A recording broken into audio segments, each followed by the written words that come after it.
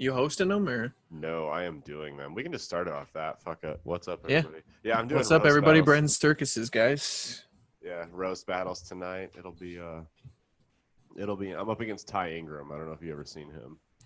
I think I've seen Ty Ingram. He's the guy that's like the cook at one of the comedy At Funny clubs, right? Bone. Yeah. Yeah, I'm up against him. So that'll be fun. He's pretty funny, actually, so that should be fun. Yeah. Oh, we're gonna go. Like, here's the thing, dude. Like, he's been doing comedy a lot longer than me, but like, I'm fucking mean, and I'll go. Yeah. It'll be interesting to see because I'm just an asshole, and I'll just go blow for blow with somebody, and I don't really give a fuck. So I've started kind of getting off my butt and doing some of the performance stuff in just what I can. Oh, you I've going been to shows? no, they're still closed, dude. They're still closed.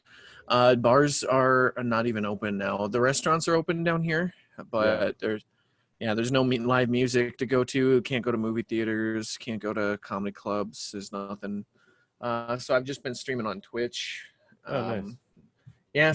So I mean, it's small, but What have you been it's doing? something. Just playing different video games on there. Actually, one of them. So there's kind of been this phenomenon that's come around to the last like couple weeks of this game called Among Us. Have you heard of it? Mm-mm.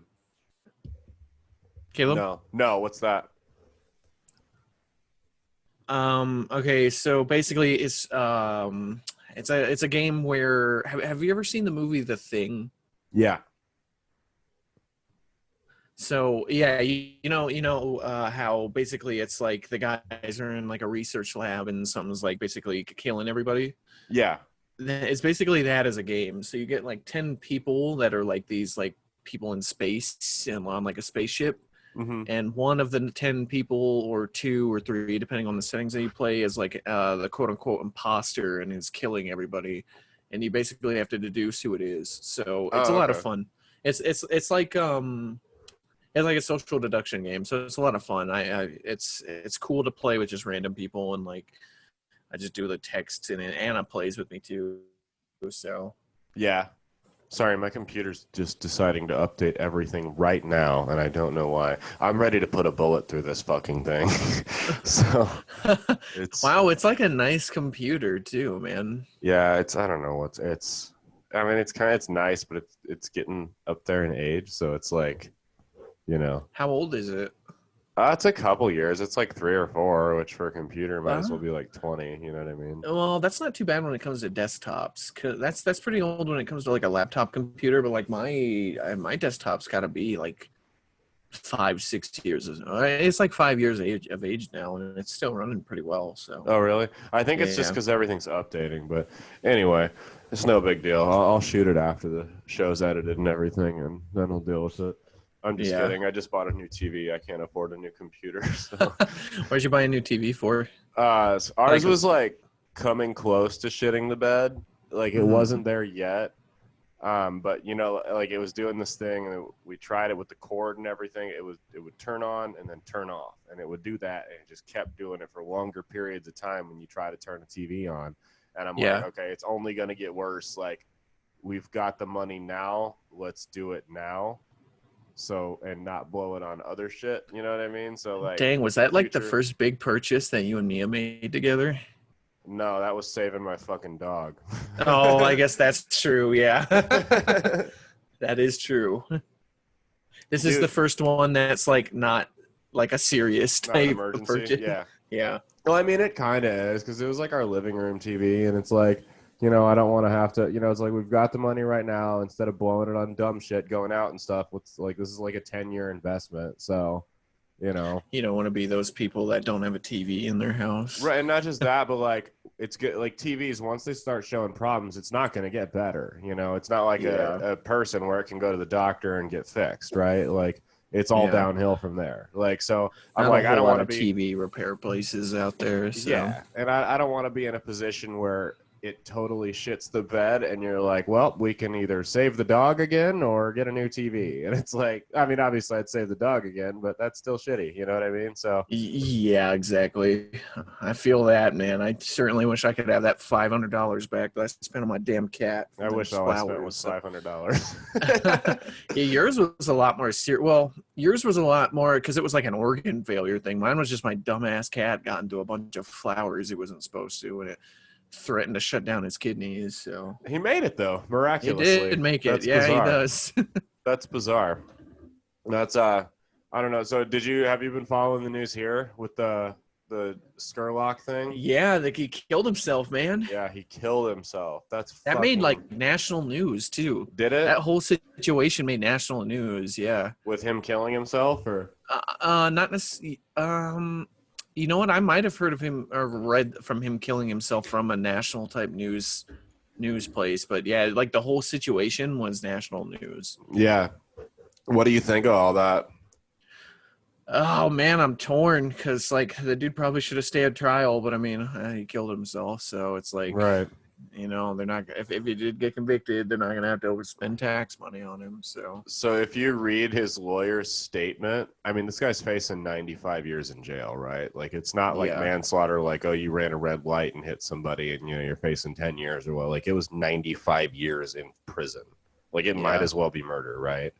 And so did you read his lawyer's statement after he killed himself? I didn't know. I just saw that he killed himself and basically read through all the people's comments about it, and that was about it. Well, his lawyer came out and said that Jake, because he was a Marine, right? He was in Iraq. Jake was having PTSD flashbacks that night, and from Iraq, and that the tear gas and the explosions and the rioting and everything going on around him, and then getting attacked by all those guys made him feel like he was in Iraq, which honestly is plausible to believe. It is plausible because he was he was receiving disability from the VA. Like he was documented as a disabled vet. He had he had issues with PTSD and everything. But that leads me to believe they were going to plead insanity and have him institutionalized for the rest of his life. And honestly, if that's what his lawyer was going to do, I don't really know if I blame him. Like that's not really a much better alternative. Yeah, that guy was pretty much up shit creek without a paddle, man. And it's like, I don't know, dude. The text messages fucked him. Yeah, that he sent about the clear field of fire from the windows and shit. That's where he screwed himself. That's just a vet talking in vet terms, though. Yeah, which I saw. I was just like, man, but the jury's not going to see it that way, unfortunately. Yeah. Like I was looking at it from kind of an unbiased point of view. Same. Especially after we talked about it, I was like, yeah, that dude probably shouldn't have gone out looking for fights. You know what I mean? But like, it's not like it was just a completely like he just went and like it's not like a lot of the people are trying to make it out. Like he just tracked him down in the street and shot him. Yeah, he's like, I'm gonna go find some black people to go shoot. It's like, no man, that's not what happened. But he was still a jumped dumbass. On his back. Yeah, I mean, well, first off. Here's the thing, man, and I'm not victim shaming or nothing, but the kid jumped on his fucking back. Like, after finding out that he had a gun, like, dude, if I saw a guy had a gun, I'm running. I'm not trying to engage in a fist fight with him. That's dumb. I'm just like, everybody, it's like, it's so weird to me that everybody takes sides in all this like this random chaos going on during riots, man. Because it's like everybody who's involved in these situations, whether it's that kid up in Wisconsin or Kenosha Kyle, it's the Kenosha guy, or it's this guy here, or it's any of these other stories coming out during these riots. Like they're all fucking idiots, dude. Yeah, you shouldn't be taking sides of any of them. They're all fucking idiots. It definitely takes a special person to walk into the belly of the beast. It's one thing like if you're living in it and you're like, fuck this, I'm gonna stand outside on my porch with an AR. That's one thing. But if you if you go down there and seek it out, it's like what are your motives here? You know what I mean? Yeah, I just look at that whole thing like the guy's dumb for going there. The guys are dumb for attacking the guy with the gun during the riot. It's like, dude, it's just chaos. It's what happens in riots. That's why people don't like. That's why most reasonable people don't like riots. Is because they're fucking chaos. Yeah, and like that kind of stuff is what happens in riots. Yeah, people get fucking shot. I mean, People get fucking shot, beat up, and raped, and like buildings get set on fire. It's when it happened, Trump tweeted when the looting starts, the shooting starts, and everyone took that as, oh, Trump's gonna send the army out. Like, no, that's not like y'all know I'm not a Trump fan, but that's not what he was saying. He was saying that when you start looting, people are gonna start fucking shooting back. Like, they're gonna start protecting their shit. You know what I mean? Yeah, it's just chaos, man. Like, people don't understand. I think America and like normally is so fucking tame that people don't understand what like real chaos is, like average people. So when they're like happy that people are rioting and stuff, I'm just like, do you not understand like what comes along with like that kind of stuff? Right. It's like, yeah, you like, that's the thing, man. Civil war works both ways. You can't be mad. Like, these people keep saying they want a civil war, but then as soon as somebody like the Civil War is both sides. You don't just get to burn shit down. Like, there's another side in a Civil War, and you can't go cry to the cops you claim to hate when they shoot back. Well, and even then, just like being not even like taking part in it, like bystanders are part of a war too. Oh yeah. So when people are shooting each other in the streets, it's like you're part of that, man, whether you want to be or not. Even if especially if you're not taking part in it, because like bullets, when they miss their target, they don't just stop. They don't just, it's not like video games, man. They don't just hit a drywall and stop. Like, you know. That's why you see a lot of killings, like a lot of murders that happen. Like when it comes to gang related stuff, isn't like actually like gang members getting killed. It's like people getting shot in like crossfires. It's like young girls and stuff like that. Yeah. Yeah. Mm-hmm. That's I mean, wrong place, wrong time type stuff. Yeah. I mean, I hate to be a pessimist, man, but I don't see it getting any better. I don't think either side goes out peacefully. Man. I hope it does too, but I don't think it will. I don't see either side going out peacefully. Well, I know there's more riots going on now in Louisville. Yeah, in Louisville, 2 cops got shot. Mm-hmm. They're both okay, but I mean, it's like I just don't see. I don't know if I don't see how it gets better from here. I really don't either. I hope it does. Don't get me wrong. I don't want society to collapse. I'm not a collapsitarian.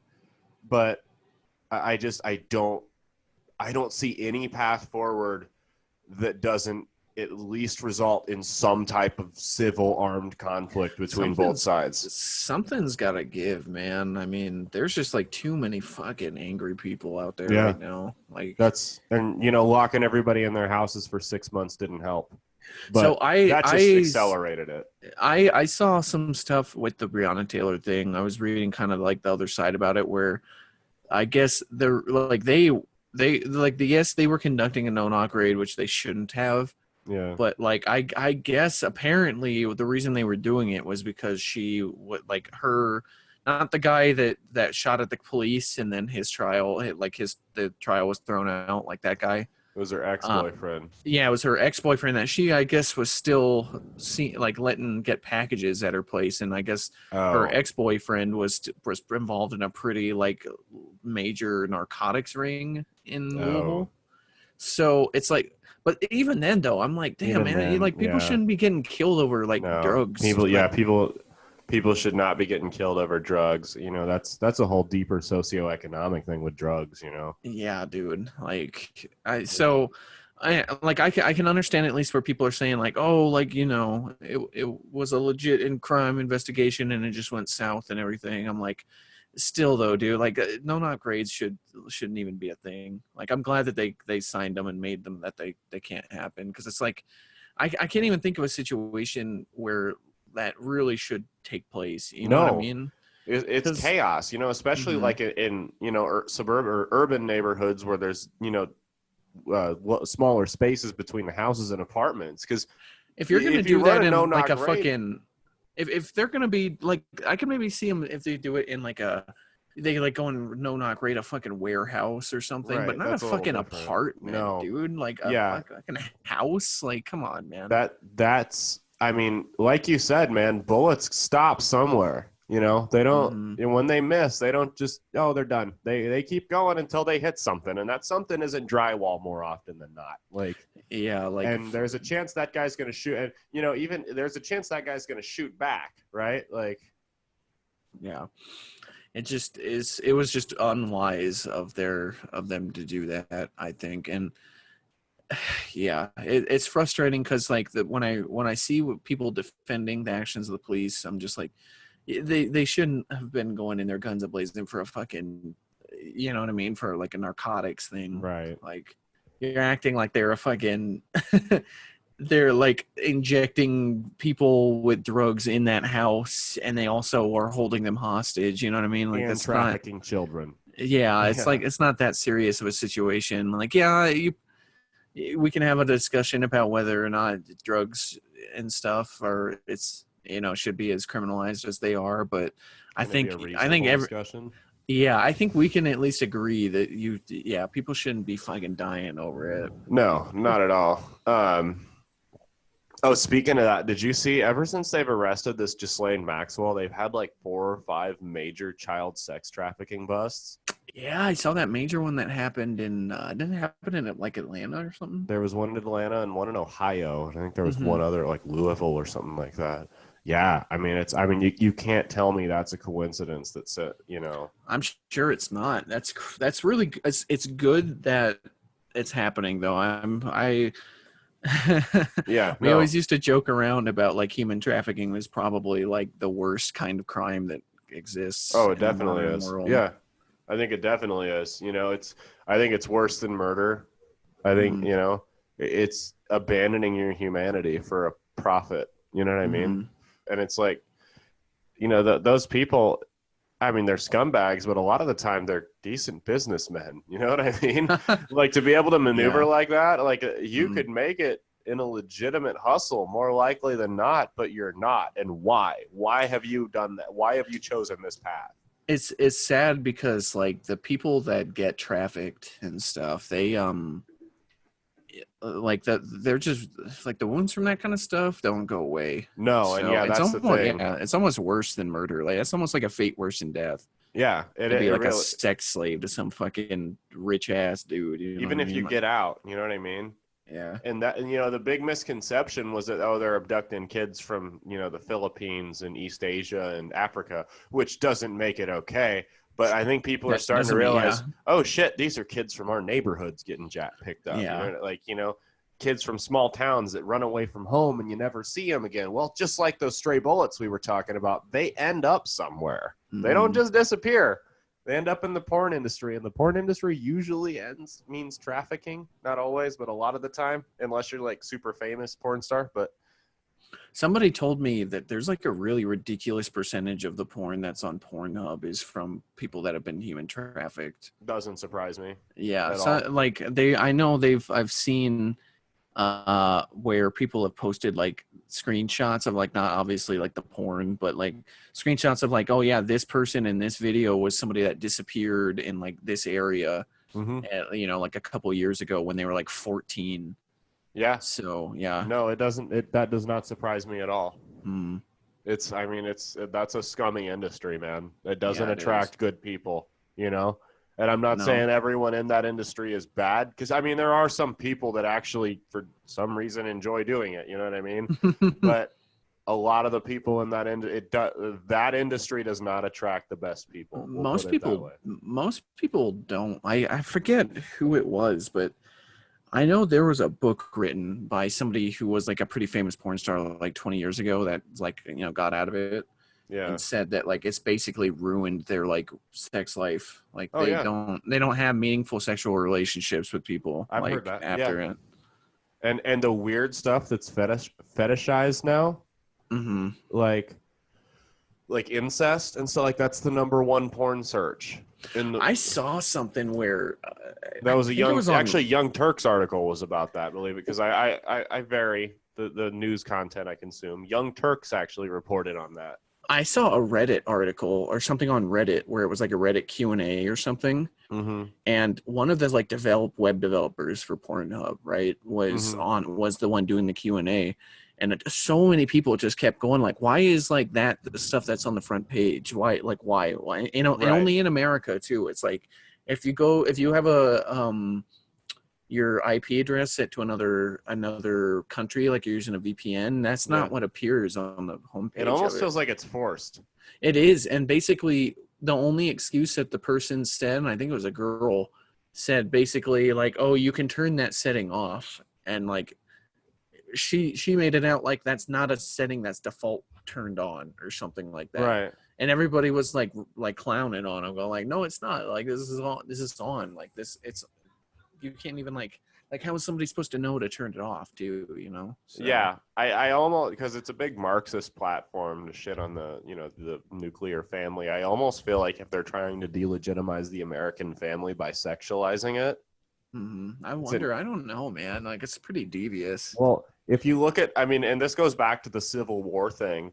If you look at the fall of every empire, I mean, there's three things that they all have in common. The number one was that they got way too spread out. They, colonialism and stuff like that, which you can definitely argue the United States not has. even always colonialism too. More of it could just be like, because right. America doesn't really have like colonies, but I mean we definitely have like military in every place. They got their fingers in everything, and they couldn't manage it all successfally, right? Yeah. Number two was and I was reading it because someone on Rogan mentioned it, and then I looked into it. It was gender fluidity. Now don't get me wrong, there are people that are transgender. They legitimately are. I'm not shitting on that.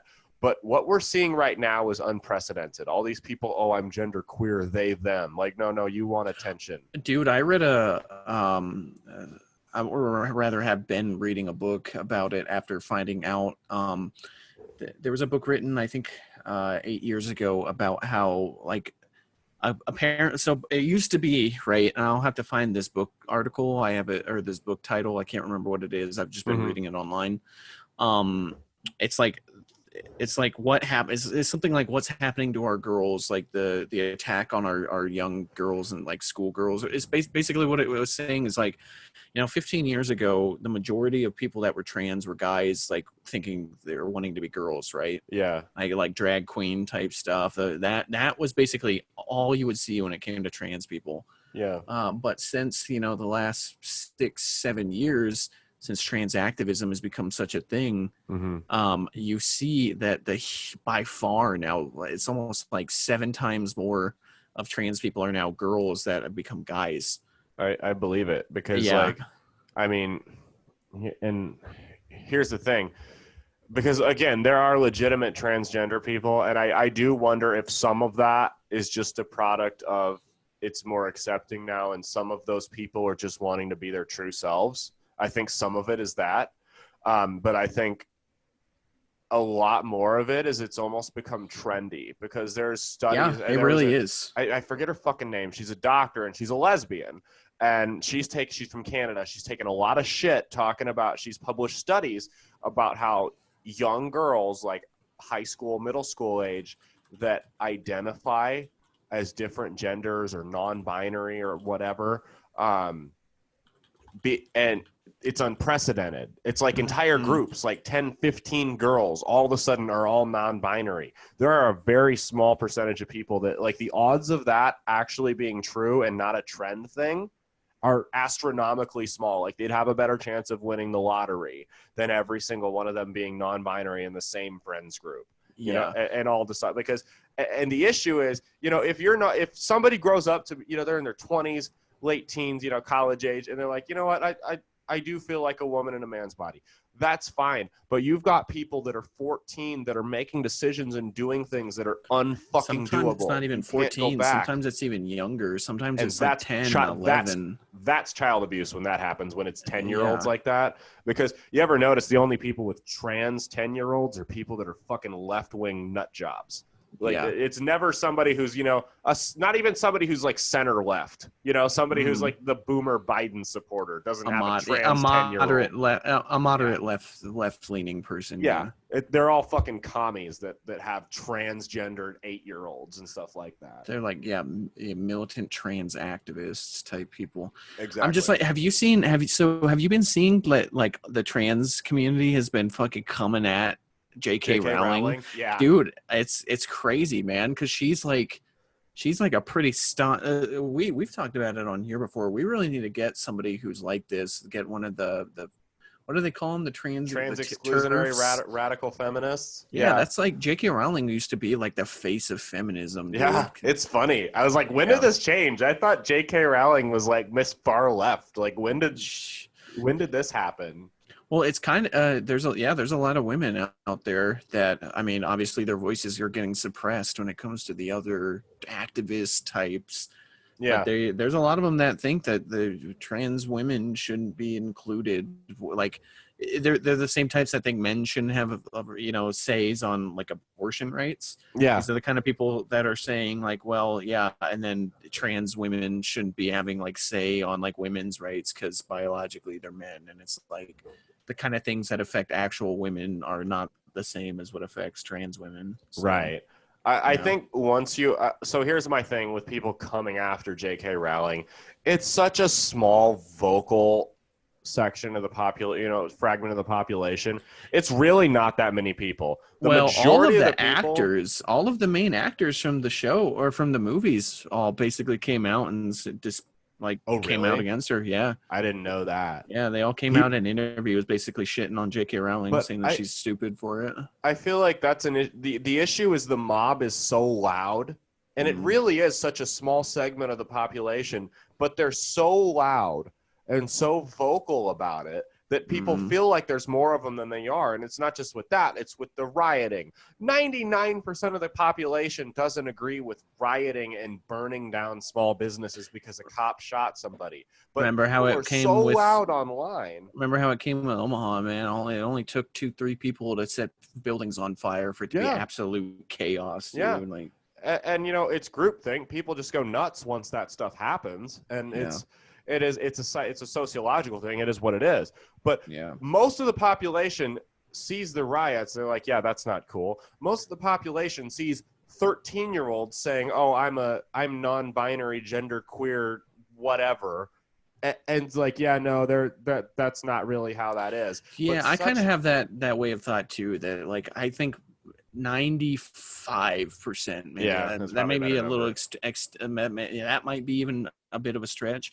But like 95% of the population are like rational people. You know what I mean? Like they're just normal people like me and you. They're just fucking people trying to go about their life, trying to do their thing. And then, then they've got all this craziness going on where all these other 5%ers, whether that's the fucking radical feminists, trans feminists on Twitter or fucking the Charlie Kirks.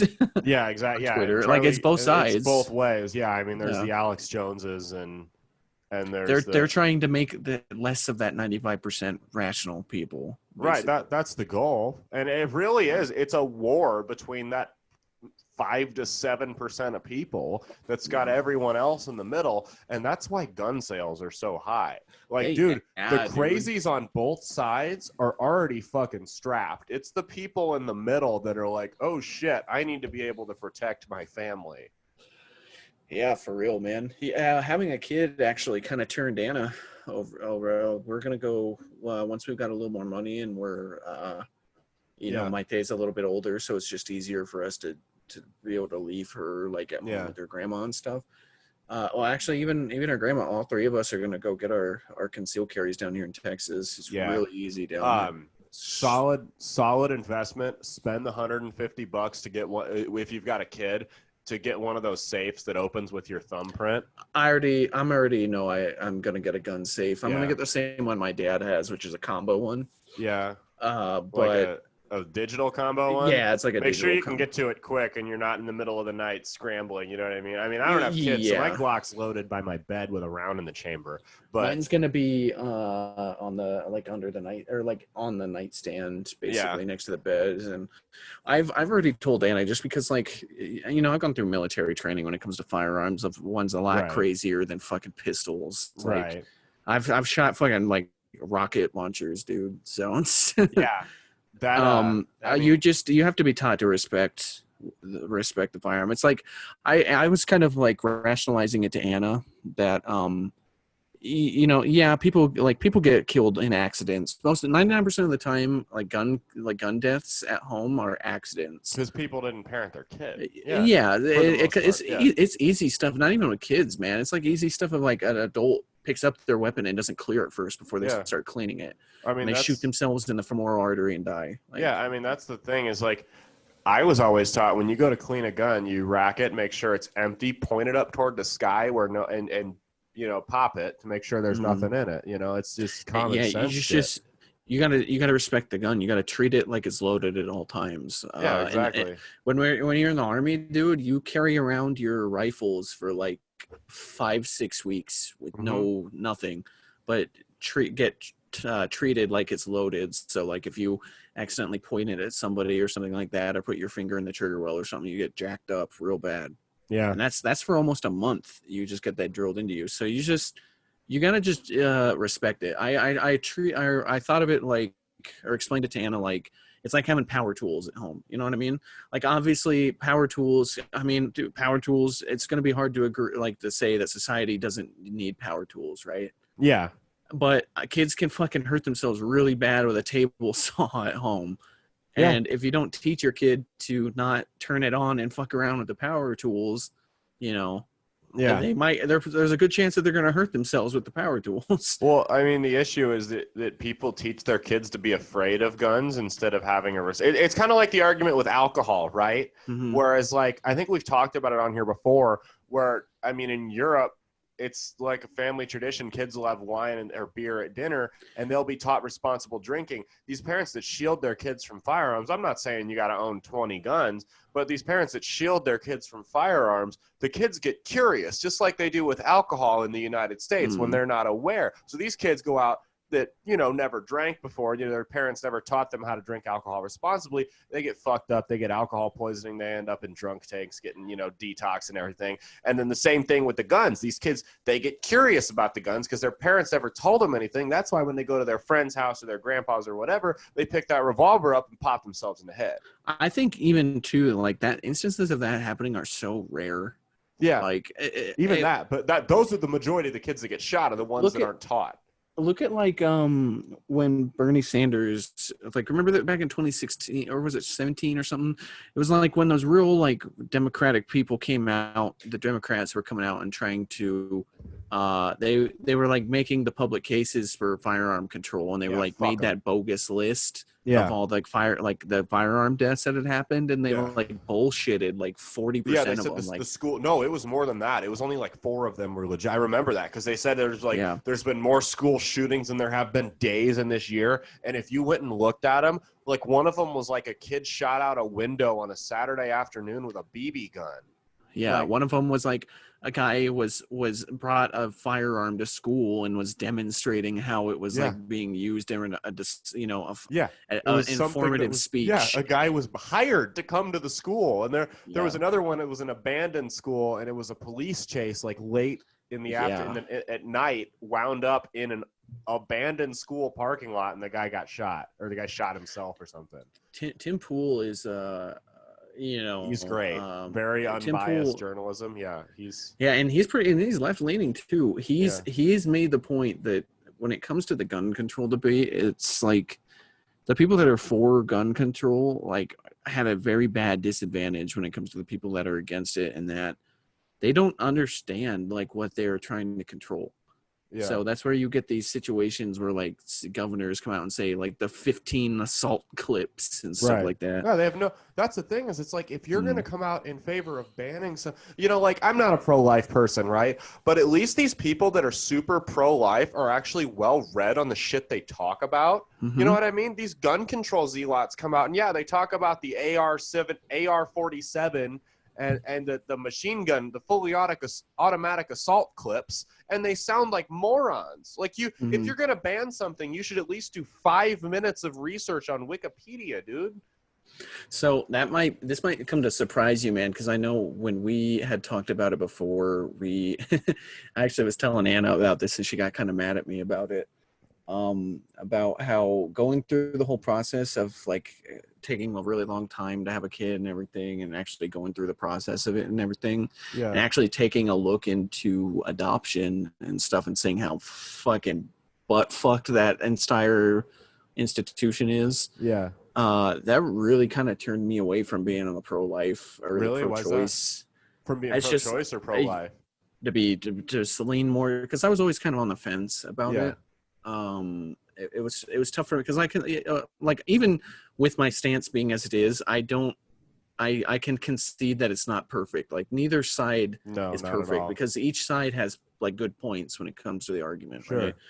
But like it just taught me to like really respect the life of like an unborn child like a lot more, I guess, because I think I would rather go to the table and have a discussion of like adoption reform or something. That's where it needs to be had, you know. Yeah, and exactly.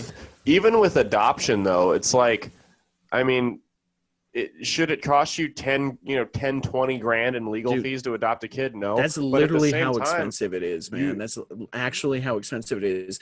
And you can't even, like, at this point now, you can't even go adopt kids from other countries now. Yeah. Because especially China and Mexico and stuff, like, China has a fucking decreasing population. And that's really, really, really bad when it comes to, like, the status quo of like how your country runs, right? Because no matter what country you're in, no matter what kind of economic system you have, if you're a communist society or a capitalist society, you need people, socialist, you need to have more people being born than the people that are dying. You need bodies. You need to have a growing society. You need to have a growing population to be able to replace jobs and pay for social benefits and stuff. Like that's another thing that kind of made me kind of flip over a little more on hearing out the paid healthcare type stuff, because I was like, man, you know what? If we're giving money to people to like basically if you're paying all the fees or something for somebody to have a kid, right? Mm-hmm. Because like, dude, we paid for it basically out of pocket. Like having a kid is fucking expensive, man. Oh yeah, it is no cheaper than $10,000 to go through everything of having a kid. And if you adopt a kid, you don't got to pay the hospital bills and deal with all that. Adopting you just pay that in different areas of getting the lawyers and the adoption fees and everything, mm-hmm. and paying for if you get another kid from another country, like the paying for them to come over and getting all the I kind of understand where they're coming from with the fees on that. Yes, they are excessive, but you also don't want, the next David Koresh to go out and adopt 16 kids and start his own fucking cult. You know what I mean? That is true, but that's what the idea behind it is. You get these like in practical application, you get these like families that like want to get their adopted son involved in basketball and they can't because you have to go through so many loopholes, so many flaming rings and paperwork signed off to get an adopted kid to do a contact sport. Yeah. Which, you know what I mean? Like such as basketball, like, which isn't even really that much of a contact sport that they just can't do it. Yeah, exactly. Because so like, I get it that you can't, because there's a lot of instances of like the adoption system and, what's the other one where they're not really adopted? They're just kind of the foster care system. Yeah, where foster care. You get these fucking which pedos is even more broken. Yeah, and you get it's easier to become a foster parent. And yeah, exactly. You get pedophiles and not even as extreme as David Koresh. What's to stop your meth head trailer park guy from adopting kids and stuff like that? So the thing that really kind of like. What made me rationalize it though is like you see all these people like that are on the pro-life side say like, oh, like, the children that were born or they have all these like problems and stuff, but I'm like, man, if you really think that you could go up to all those kids and be like, it would be better if you just were never born. And I think that's a terrible argument. And when I say I'm pro-choice, I'm not radical like that. I think first trimester, if you haven't made a decision by then you're not ready to do that. Or you shouldn't be able to do it at all. But I mean that I hate it when people use that argument, because you're walking up like, oh, so you'd rather somebody be born in a shit situation? So like, there's been plenty of people that have been born in shit situations and have overcome it. And have become successful, dude. So those people are better off dead. You want poor people to die? That's basically what you're saying. Is you think the world would be better off with less poor kids? That's essentially what that argument is. And I'm not, trying to twist it into a straw man. That's what it is. You'd rather they'd be born I've actually seen I've actually seen the people that are really on this, really, because like I said, I'm like barely on this side of the fence of pro-life. Sure. Because yes, I can see that it does cause problems, and like yes, there are situations where it would be better off, like medical situations and everything. But it's just like if the mom's life is threatened, or if it's like incest or rape, then I get it. You know what I mean? Like that. But then again, though, the thing is that like. And you can debate the fucking how good these statistics are, like how honest they are, but the honest truth about the statistics is that like whenever they've compiled like all the reasons of the list of reasons why people actually got an abortion, like the incest or rape or something like that is it's so a small amount, right? It's like less than 1%. It's like 50%, which is the biggest one, is that it would change. Basically, like they're not ready to be a mom. It's like it would change how their life is going right now to the point where they don't want to do it. And I'm like, damn, man, that fucking sucks. But it's just like how many, like, dude, my fucking older brother was born to my mom when she was a teenager. Like, I'm sure my mom wasn't ready to be a mom then, but it's like my older brother is certainly not better off never have being born. Exactly. And I will tell you that. There's plenty of people that they get pregnant in their teens and they fucking make it work. You know what I mean? Yeah, dude. No, it's not convenient. It's not ideal, but that doesn't mean that kid's better off not existing. Like, that's a terrible argument. I would say that I remember I was trying to find some anecdotal evidence of this too, to say like children, like say I wanted to find out like children born of rape cases, right? Like how well they turn out. And really I could only find it was like an article in the Guardian, I think it was. Yeah. That this woman, it was like a British woman who was adopted, and found out she was adopted when she was like 13.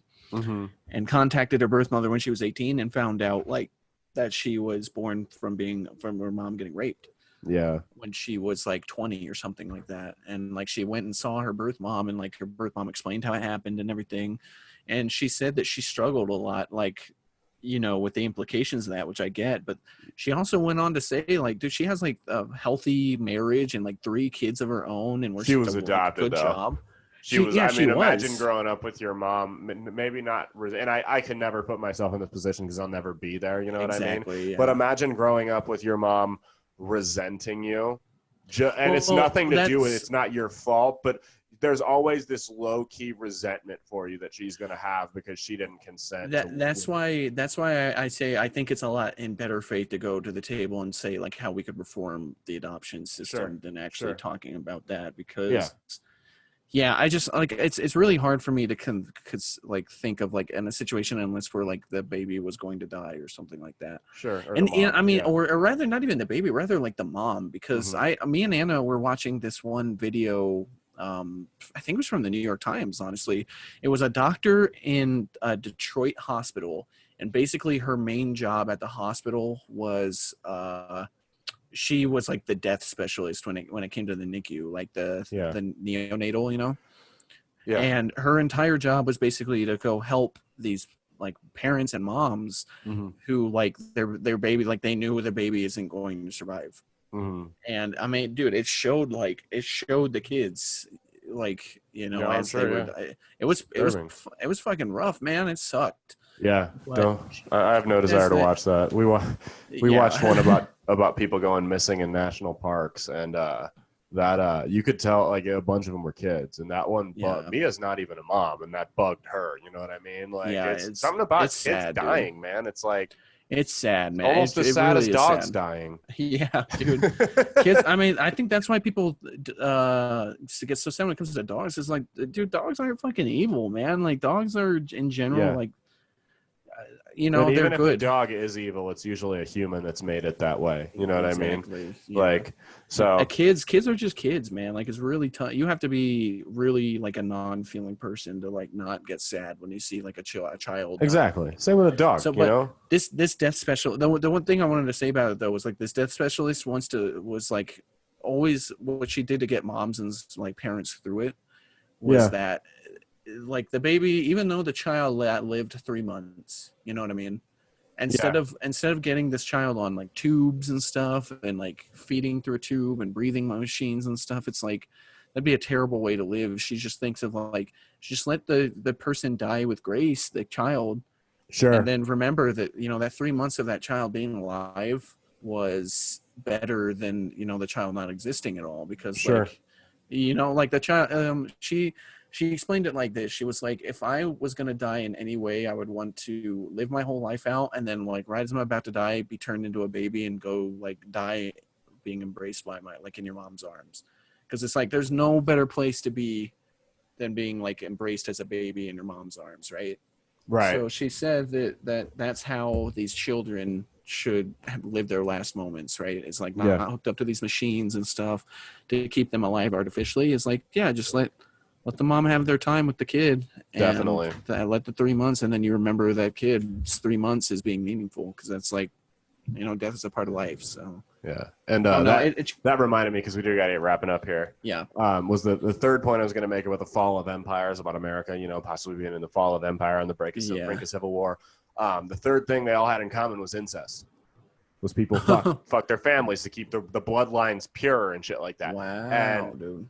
You know, I mean, that's not happening right now, but it's for all we know, dude. Yeah, but it's being romanticized, and it starts showing up on Pornhub. Don't be surprised if you start seeing Netflix throw it in, trying to look extra progressive about a guy and his cousin falling in love and trying to romanticize that. Don't be surprised, or HBO or one of those big channels. Don't be surprised if you see somebody throw that out there to test the water. And then next week we're going to talk. Empire. Next week, we're going to talk about this. We're going to talk about the slippery slope of, you know, the ultimate conservative argument of what they, which I disagree with. I want to be on the past record 30 of saying, years. I want to be on the record of saying, and a lot of gay people will side with me there, that they don't want that out. You know what I mean? Yeah. I disagree with that argument, and I don't want to sound like I'm, you know, super social conservative, because I do disagree with that argument that legalizing gay marriage and normalizing that is going to, you know, be a slippery slope to pedophilia and incest. Yes, I don't agree with that. I don't want to say that either. I just want to say that the same, like, I'm not saying that it's been causal, right? It's not. It hasn't been caused, like the whole, like this whole stuff with like cuties being on Netflix. Yeah, wasn't caused by gay marriage being legal in 2015. No, that's not progressive the case. to a fault in this society. So you need to have the discussion though of that the same tactics that were used. Yeah, it's the being used by the pedophiles. Yes, the strategy's been borrowed, and honestly, yes, the gay strategy was borrowed by the civil rights movement, which was borrowed by the women's suffrage movement. I mean, civil rights movements throughout history, whether you agree with them or not, all borrow the same tactics. And people that are less delightful, you know, like pedophiles and people that are pro-incest are going to borrow those same people. Yeah, they're going to borrow those same tactics. It's not that, we let the gays get married. Well, guess what's going to happen next? It's not that we're slipping morally. It's that people borrow the tactics to make you think that, you know, that it's okay, and that's where it's an issue. I think people just need to be able to have like a clear mind as to where the line is drawn. Precisely. And when it comes to gay marriage, when it came to civil rights, when it came to suffrage, I mean, you know what I mean, consenting adults, and it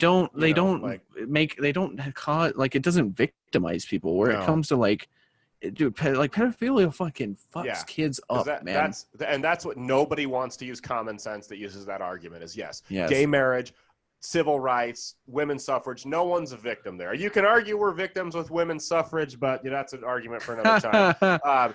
But as far as like pedophilia, bestiality, incest, even those all victimize people. And to be quite frank, I really don't care if it's consensual. If a guy fucks his cousin, I'm not going to go out there and stand on a podium screaming for his rights. It's really not my business, though. Like, it's pretty taboo, and it's like taboo, but it's one of the things that's like been universal across major societies is that it's not acceptable to fuck your family, dude. Yeah. Don't do that. Anyway, we've got to get going. I've got to go take a shower and get ready for this roast battle. So, Caleb's got his comedy shows. For me, go follow my Twitter my Twitch TV is Nick is Thick NICCIZTHICC. I'll stream video games. I try to stream a couple hours a night. Have been for like the last week or so. So If you guys want something to do while you're doing something else, like fucking crocheting, like my wife's been doing, the good old mom sitting on the rocking chair and crocheting blankets, dude. That's like literally my wife now. Yeah, just come tune in. It'll be fun. I've got a new weekly show too called Interdimensional Differences, where we talk paranormal shit. Cool, man. People, it's fun. I'm trying to get it rolling here. Trying to make time for it. So cool. All right, motherfuckers. Peace out. Yeah, deuces, everybody. See ya.